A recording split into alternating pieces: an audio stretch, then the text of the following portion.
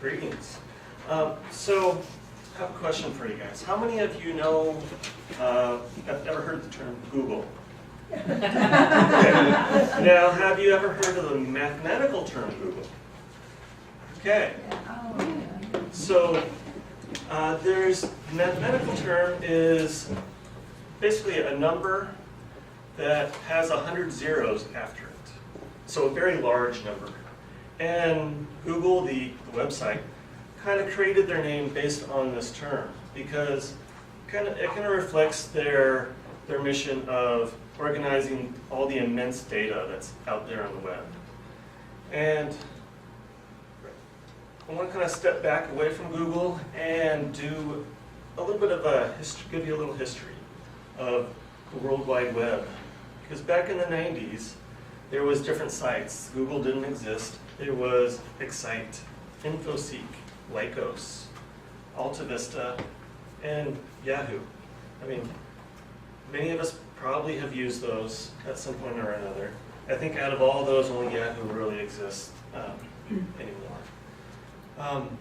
And things were different back then. There wasn't as many websites.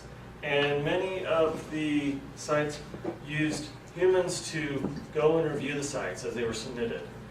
And at the beginning, that was easy because there wasn't as many websites.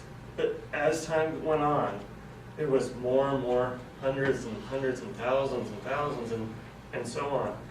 And it got too hard for people to organize that data. And so people started using computers a little bit more to take some of that control and help guide people to what they were searching for. And the way they did it was really how many times do you have that term on that page. But one thing that happened was people that made those websites, those webmasters, they started to game the system early on. And so you got lots of bad results. And it became really a hard thing to find anything on the web. And that's when kind of Google came out because they saw the need that they needed to organize all this stuff. And so they invented a little bit different kind of search engine because they not only looked at what content was on the site, but they also looked at how popular that site was. And they did it by looking at all the other sites and looking to see, okay, how many sites are linking to this one page or one site? And each one of those links were basically a vote. And so the site with the most links to it had the most votes and thus became the most popular or had the more authority. And because of that, they were able to actually bring up the most popular sites and the results all the time. And this was without any human intervention. And so they created that unique algorithm to help people find and navigate the web. Let's see, but there's a problem with using a computer algorithm. And that's because computers are pretty stupid. They only do what they're told.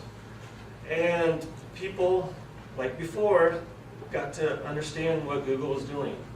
And they fooled the system again. They started creating fake sites and linking it to their site.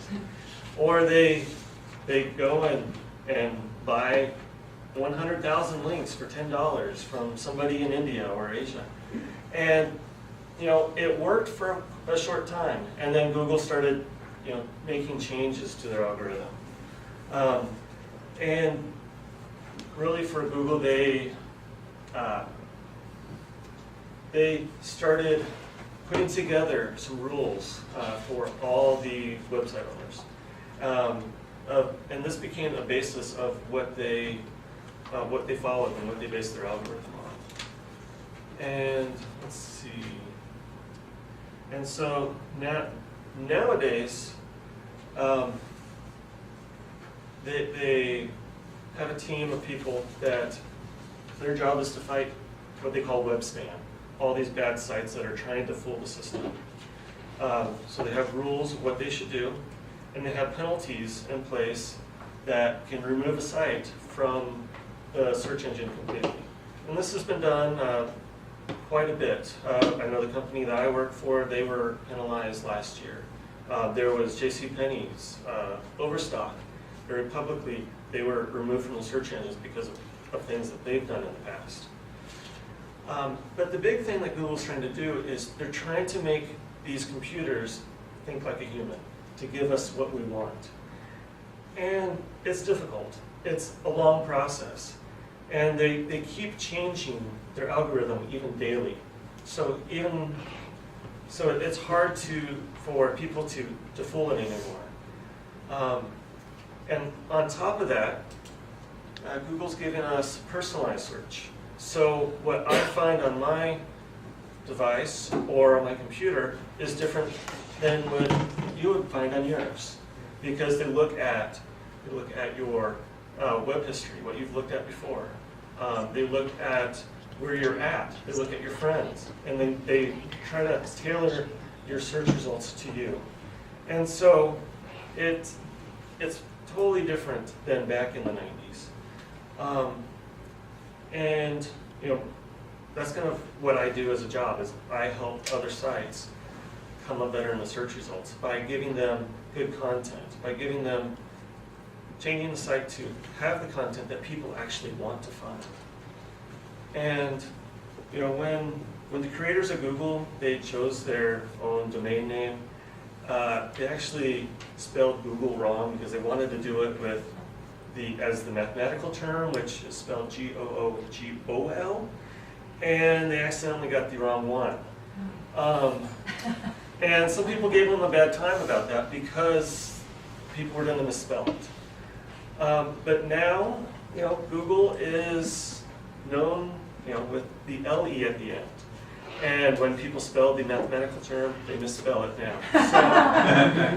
So Google's come around a long way. And now, because Google and other search engines, we have all the information on our fingertips. We can do anything. We can find anything that people have posted.